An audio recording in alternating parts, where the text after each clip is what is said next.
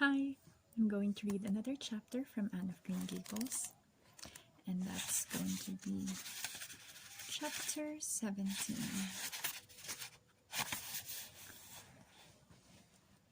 A new interest in life. The next afternoon, Anne, bending over her patchwork at the kitchen window, happened to glance out and beheld Diana down by the Dryad's bubble, beckoning mysteriously. In a trice, Anne was out of the house and flying to the hollow, astonishment and hope struggling in her expressive eyes. But the hope faded when she saw Diana's dejected countenance.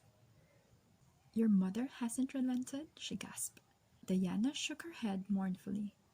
"No, and oh, Anne, she says I'm never to play with you again. I've cried, and I told her it wasn't your fault, but it wasn't any use. I had ever such a time coaxing her to let me come down and say goodbye to you. She said I was only to stay 10 minutes, and she's timing me by the clock." 10 minutes isn't very long to say an eternal farewell in," said Anne tearfully. "Oh, Diana, will you promise faithfully never to forget me, the friend of your youth, no matter what dearer friends may caress thee?" "Indeed I will," sobbed Diana, "and I'll never have another bosom friend. I don't want to have. I couldn't love anybody as I love you." "Oh, Diana," cried Anne, clasping her hands, "do you love me?" "Why, of course I do. Didn't you know that?" "No." Anne drew a long breath. "I thought you liked me, of course, but I never hoped you loved me." "Why, Diana, I didn't think anybody could love me. Nobody ever has loved me since I can remember. Oh, this is wonderful. It's a ray of light which will forever shine on the darkness of a path severed from thee, Diana. Oh, just say it once again." "I love you devotedly, Anne," said Diana stanchly, "and I always will." "You may be sure of that, and I will always love thee, Diana," said Anne, solemnly extending her hand. "In the years to come, thy memory will shine like a star over my lonely life. As that last story we read together says, Diana, wilt thou give me a lock of thy jet black tresses in parting to treasure forevermore?" "Have you got anything to cut it with?" queried Diana, wiping away the tears which Anne's affecting accents had caused to flow afresh, and returning to practicalities. "Yes, I've got my patchwork scissors in my apron pocket, fortunately," said Anne. She solemnly clipped one of Diana's curls. "Fare thee well, my beloved friend. Henceforth we must be as strangers though living side by side, but my heart will ever be faithful to thee." Anne stood and watched Diana out of sight, mournfully waving her hand to the latter whenever she turned to look back. Then she returned to the house not a little consoled for the time being by this romantic parting. "It is all over," she informed Marilla. "I shall never have another friend. I'm really worse off than ever before, for I haven't Katie Maurice and Violetta now. And even if I had, it wouldn't be the same. Somehow, little dream girls are not satisfying after a real friend. Diana and I had such an affecting farewell down by the spring. It will be sacred in my memory forever. I used the most pathetic language I could think of, and said thou and thee. Thou and thee seem so much more romantic than you.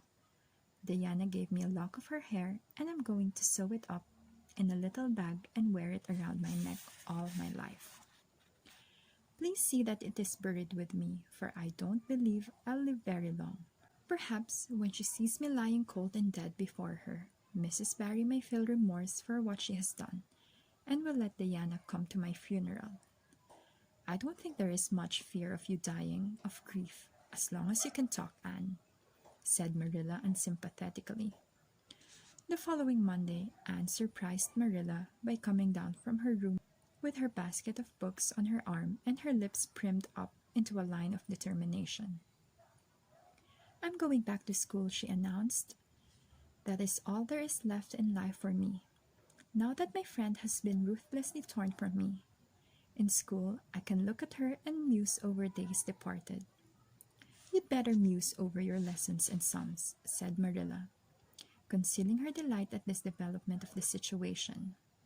"If you're going back to school, I hope we'll hear no more of breaking slates over people's heads and such carryings on.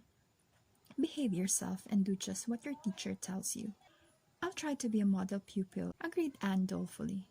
"There won't be much fun in it, I expect."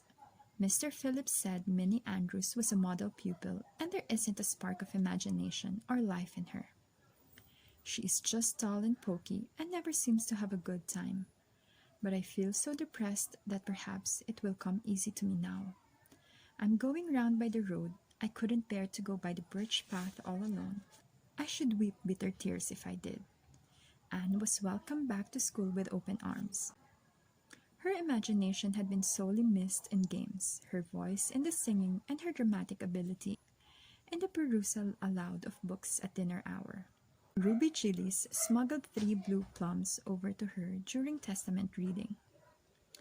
Ella May Macpherson gave her an enormous yellow pansy cut from the covers of a floral catalogue, a species of desk decoration much prized in Avonlea School. Sophia Sloane offered to teach her a perfectly elegant new pattern of neat lace, so nice for trimming aprons.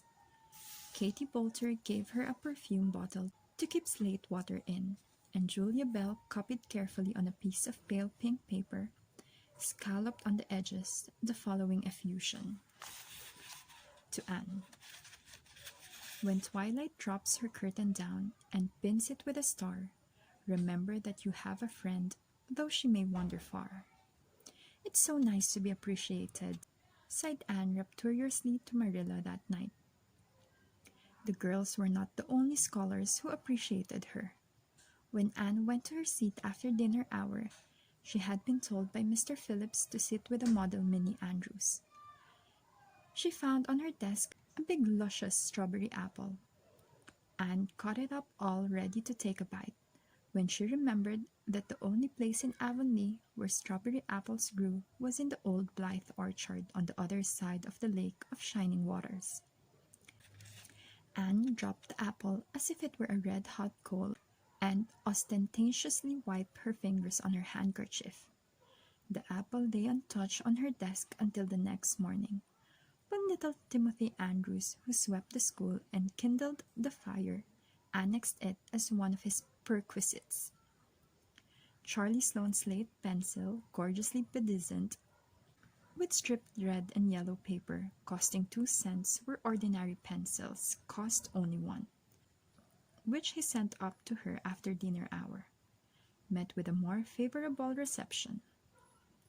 Anne was graciously pleased to accept it, and rewarded the donor with a smile which exalted that infatuated youth straightway into the 7th heaven of delight, and caused him to make such fearful errors in his dictation that Mr. Phillips kept him in after school to rewrite it. But as the Caesar's pageant shorn of Brutus' bust, did but of Rome's best son remind her more, so the marked absence of any tribute or recognition from Diana Barry, who was sitting with Gertie Pye, embittered Anne's little triumph. "Diana might just have smiled at me once, I think," she mourned to Marilla that night. But the next morning a note most fearfully and wonderfully twisted and folded, and a small parcel were passed across to Anne. "Dear Anne," ran the former, "Mother says I'm not to play with you or talk to you even in school. It isn't my fault, and don't be cross at me, because I love you as much as ever. I miss you awfully to tell all my secrets to, and I don't like Gertie Pye one bit.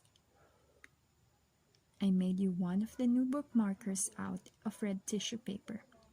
They are awfully fashionable now, and only 3 girls in school know how to make them.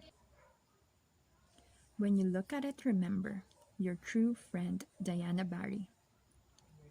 Anne read the note, kissed the bookmark, and dispatched a prompt reply back to the other side of the school. "My own darling Diana, of course I am not cross at you because you have to obey your mother. Our spirits can commune. I shall keep your lovely present forever.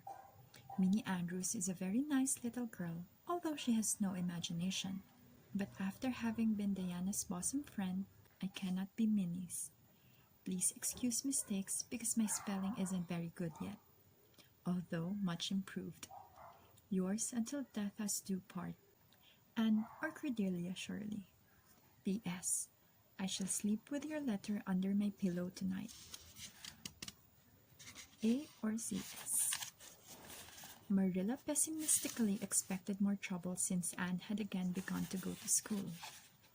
But none developed. Perhaps Anne caught something of the model spirit from Minnie Andrews. At least, she got on very well with Mr. Phillips thenceforth. She flung herself into her studies heart and soul, determined not to be outdone in any class by Gilbert Blythe. The rivalry between them was soon apparent. It was entirely good-natured on Gilbert's side, but it is much to be feared that the same thing cannot be said of Anne, who had certainly an unpraiseworthy tenacity for holding grudges. She was as intense in her hatreds as in her loves. She would not stoop to admit that she meant to rival Gilbert in schoolwork, because that would have been to acknowledge his existence, which Anne persistently ignored. But the rivalry was there, and honors fluctuated between them. Now Gilbert was head of the spelling class. Now Anne, with a toss of her long red braids, spelled him down. One morning Gilbert had all his sums done correctly, and had his name written on the blackboard on the roll of honor. The next morning Anne, having wrestled widely with decimals the entire evening before, would be first. One awful day they were ties, and their names were written up together. It was almost as bad as to take notice, and Anne's mortification was as evident as Gilbert's satisfaction. When the written examinations at the end of each month were held, the suspense was terrible. The first month, Gilbert came out 3 marks ahead. The second, Anne beat him by 5. But her triumph was marred by the fact that Gilbert congratulated her heartily before the whole school. It would have been ever so much sweeter to her if he had felt the sting of his defeat. Mr. Phillips might not be a very good teacher, but a pupil so inflexibly determined on learning as Anne was could hardly escape making progress under any kind of a teacher. By the end of the term, Anne and Gilbert were both promoted into the 5th class and allowed to begin studying the elements of the branches, by which Latin, geometry, French, and algebra were meant. In geometry, Anne met her Waterloo. "It's perfectly awful stuff, Marilla," she groaned. "I'm sure I'll never be able to make head or tail of it. There's no scope for imagination in it at all. Mr. Phillips says I'm the worst dunce he ever saw at it. And some of the others are so smart at it. It is extremely mortifying. Marilla, even Diana gets along better than I do. But I don't mind being beaten by Diana. Even although we meet as strangers now, I still love her with an extinguishable love. It makes me very sad at times to think about her. But really, Marilla, one can't stay sad very long in such an interesting world, can one?" And that's the end for chapter 17. Thank you for listening. Bye.